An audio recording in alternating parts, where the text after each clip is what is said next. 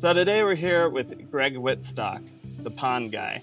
We're here at his son's home checking out this incredible pond that they put together. And it's beautiful. Thanks. It's a first year pond too. You know, we just put it in April. Wow. Yeah. Looks like it's been here, doesn't it? It does. And you were just telling me that the one problem that you guys have had with this pond is that there's no algae. Crazy. Cannot get algae to grow in this pond, which is why I got a hula hoop protecting the one plant that survived, because the fish started going after the plants. And normally, when you have an ecosystem pond with rock and gravel, they like to kind of rasp on the rocks. They leave the lilies alone, but because there was nothing growing on the rocks, they started going after the lilies. So, you know, there's always something new. This is my 43rd year as a hobbyist and my 34th as a professional. And that's the first time I've ever had a pond that I could not get algae to grow. And Well, Greg, would you be willing to kind of give us a tour? Yeah, let's do it. So it starts with the view from inside the house. So the most important thing in a design of a water feature is how even outdoor loving people spend 90% of their time inside the house. So this is their main viewing area right here, the kitchen, and it overlooks the main waterfall area right here. So we have about a third of the property taken up in a water feature. You obviously have your turf area, the fire pit area, the pathway, the landscaping area. But the way we designed it was not to be centered in the yard, but to be centered around the windows of the house. So you have the main viewing area here from the kitchen. The second primary viewing area, which was a bit of a tricky challenge, and also one of the things that dictated the design of this, was that's her main office. My daughter-in-law, Kirsten, who is a lawyer, and she spends a lot of time in that office. And she said, this view is very important to me, but this is why we did a vanishing edge waterfall. So the cistern that's in here that you could see, I like this design element with the steps kind of going over. Oh, that's a lot of fun. Yeah, this is all filled with aqua blocks. There's 2,000 gallons of water. You might see, 200 gallons up on top of it right now. It filters through. The pumps sit right over here. I actually lifted the rock off. Oh, you did that earlier? So that I could show you what this looks like. These are the two snorkels and they go into the centipedes, and the pumps sit down here and it just recirculates. So the rock lid goes on top of this. You don't see the black in there. This waterfall right here, beautiful waterfalls. This is what faces her main living area that she sits in her office. And then the maintenance of this, Ty, this is where you scoop out with a net all of the leaves that fall down. Every once in a while, you get a few leaves up here. So this essentially is kind of like the skimmer for the pond. It's a vanishing edge skimmer. If you get a few leaves that get stuck up here,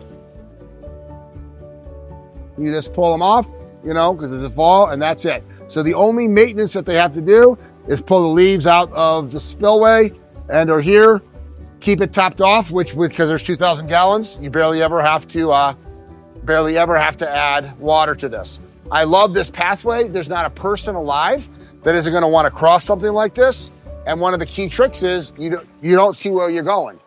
So the design element of the water feature is not just the water feature itself, but how you interact with it. Yeah. And so this will get you to spin around. That prospect refuge theory. Yeah. So you have not been back here yet, but you don't know what this goes to because there's a mystery with the trees that we have planted, with the berm that we used all the excavated soil and brought in topsoil for. You walk around the pathway, which of course is lit up at night because lighting is so important, Ty. I don't know if you knew that. So it really is. Expands the enjoyable hours, and you come around and you turn the corner, and there's the destination fire area. So we have a gas line fire pit area in the back here. Creates a whole different energy back here than in the front, okay? And then the artificial turf. So third of the yard is water, third of the yard is landscape planting, and a third of the yard is usable space when it comes to seating areas or the turf. And of course, out here in Utah with water conservation being so important, we wanted to go with artificial turf versus a natural turf. Mm-hmm. And if you come around this side with also the design elements, because we're at 4,000 feet and sun is so important, we put the shade area in. So the pergola got put in. We've got the blinds that will draw so that we could, keep shade in here. And then of course the hardscape patio, because this is part of the living space. And if you notice, it comes right out the back door, right here. You got the hardscape areas. So it's really and they're young. This is their starter house. This is the gathering point for their Bible group. This is the gathering point for their friends on Sundays to watch football. Everybody loves to come out at their house and hang out because this is what living the aquascape lifestyle is all about. It's not just the water feature, it's how all of the elements, the seating areas, the landscaping, the hardscapes, the softscapes all combined together, the nightscapes all combined together to create living the aquascape lifestyle. The aquascape lifestyle. So I'll show you over here, one of the key elements is how people would interact with their water features. We would call this something like a destination boulder, where people would want to walk up to the edge and feed their fish. In addition to this, because it's so close to the house, we put in a vertical area with manufactured wall stone. Right here, straight 3.5 feet down is a manufactured wall. So you can just take off your shoes, put your feet right in, and this is where they typically feed the fish. And when the fish come up and eat, this is where they get fed from, right in here. I've probably said it like 8 times already today, but I would spend all of my time here. Yeah. Right there on the edge. And to give you a perspective, there's over 100,000 pounds of stone that got put in here. Over 50 tons of rock were part of this water feature. So that's like 3 semis of truckloads of rock just for the water feature, not even the landscaping around it with the other decoration cobbles. So some of these rocks, I think that rock right there, which to us looked like a mountain, that rock right there was 2 to 3 tons. So 4,000 to 6,000 pounds for that one rock. Which rock? The one is, right by the bowl. Yeah, this is probably a 5,000 pound rock. I'm glad you stepped right there because it really gives it better scale. Yeah, so this is the artistry of what we do, and we thought the way this rock was shaped, it looked a little bit like a mountain.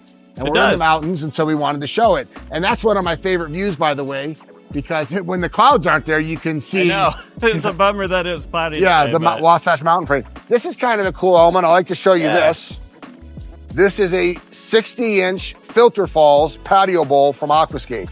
And so you can see the blue Matala mat a little around the edges a little bit when you get close. You can just cover that with some gravel. You know, I couldn't even see all that mat when we were sitting over there on the patio. No. And you can just cover it with some gravel. It's the end of the season. A lot of the plants have died back. I had creeping Jenny in here all around the edges. That is now almost November. Some of that has died back. But the water gets plumbed in through the bottom, flows up through a series of bioballs, flows through the filter pads, flows through the gravel, and I've got a water lily in here. I've got some iris in here, and I usually have some creeping Jenny that's now died back for the year. And this is the filter for this entire pond, along with one more filter that's over here, and that's the BF 4000. That's a Biofalls 4000. And so this has the filter pads on the bottom, water flows in, bags of the bioballs, and then normally I use a tomato stake and we fill this with water hyacinth and water lettuce. Oh, okay. And so you don't even see the top of this when you're in here. But there's just a ledge in here that it's a rock ledge that you just hide it all. You can see a little bit of the exit right here, but this is your filter. And so the filter is the apex for the waterfall. So this water stays crystal clear with really 3 things, but 2 filters. First one being the biofalls, second one being the filter bowl, and the third one, not necessarily a filter, but it's the cistern that keeps the water out of the sun. Okay. And that's how this one goes. I'll show you over here. Don't know if you know about this. So I'll just cover up, since I've now showed you this, I'll just cover up the vaults. And then right here is the auto doser. So the auto doser is currently set at 5. It's got to maintain in here. And all my son has to do is once a month or so, add one of these. If it's getting a little bit hotter. That just helps replenish the biological. Yeah, this is the biological. Bacteria? This is the biological. It adds bacteria. And we have maintain, which is where he's at right now. If the water's a little cloudy, he might put clean on there. If it's the beginning of the spring and they've just cleaned it and put protectant for the fish. So you just look at the water conditions, and instead of trying to add bacteria yourself, you let it automatically do it, and then you raise or lower the dosing level based off of the conditions of the pond. And this one's pretty much been pristine since the day we built it in April, because I think of the large amount of water in the cistern, and then just also the ecology here. But when we work with our water features, we call it a pond recipe. And it's the combination of rocks and gravel that bacteria grow on, plants, which obviously take out the nutrients from the water, fish that are part of the ecosystem. So the first three parts are universal: rocks and gravel, plants, and fish. And then the last two elements are the mechanical and biological filter. So this is the mechanical, would be skimming this off from the vanishing edge. The biological would be the filter bowls and the biofalls. And then the pump and the plumbing, which you saw the pump and the plumbing down there that recirculates it. That's the heart and soul of the system. And if you put those 5 elements in the proper combination, you can get a beautiful, low maintenance aquascape ecosystem pond that's enjoyable for the homeowner. No, that makes all the sense in the world. So besides paying for this as a wedding gift, a birthday gift, a Christmas gift for the next 10 years for my son and his new beautiful bride, the one thing I did besides organizing the team that was organized by Brian Helfrich, our lead designer of 3 decades, who brought in certified aquascape contract artists of the year from around the world to do this in a week in April. The only thing that I personally physically did on this project, because those guys are way better than me, was design that fish cave. So I found a boulder that I thought would fit, and I put the fish cave in there. You can see the fish coming in and out of it. And that just gives them a feeling of comfort. A pond like this that doesn't have a lot of plant cover, especially this time of year, the fish love to be able to get away from potential predators. It just feels good. So there's 7 fish in here, and all 7 fish, as you can see right there, can fit and go in and out of that fish cave. I am super curious with the auto dosing system. Yeah, Doser only has the 4 different: maintain, protect, clean. Those just different like bacteria strains? Yes. Okay. And if you have hard water, yeah, like we do here. Yeah, well, you can see the hard water stains on the bowl.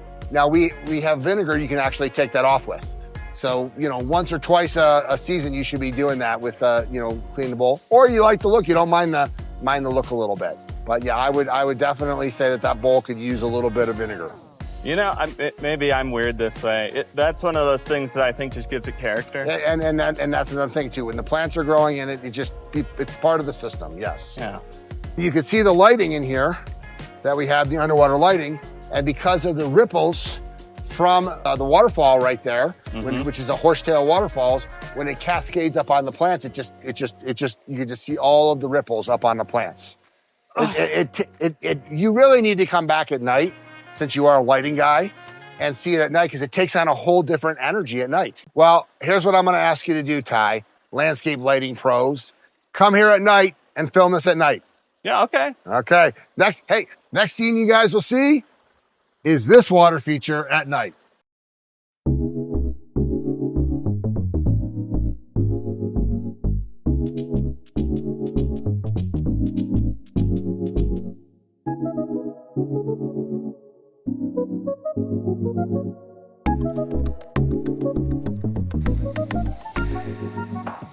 Cool. No, this is awesome. Greg, thanks so much for walking me through all of this. This is my hobby. I think what I love to say is everybody wants a water feature. They just don't know it yet. It's hard for people. It's hard for people to envision this in their yard. It's hard for me to envision this not in the yard. Once you own one water feature, you'll never own a house that doesn't have one, because it's interactive. You not only have, of course, your pets, which is your fish, you get the birds and coming down, and the bees and the wildlife that come in there. And that sound of water, you can literally, the stress will melt away. So what I love most about my job is changing how people use their houses, because even from inside, you're looking out and seeing this, and it will just change the environment. This will change. There's nothing that anybody that can come in here and do any landscaping that would make a bigger impact than decorative water features. Nah, I think I agree with you on that, 100%. Well, thank you. Thanks for coming out and showcasing this. Yeah. Well, no, thank you for having me. This has been awesome.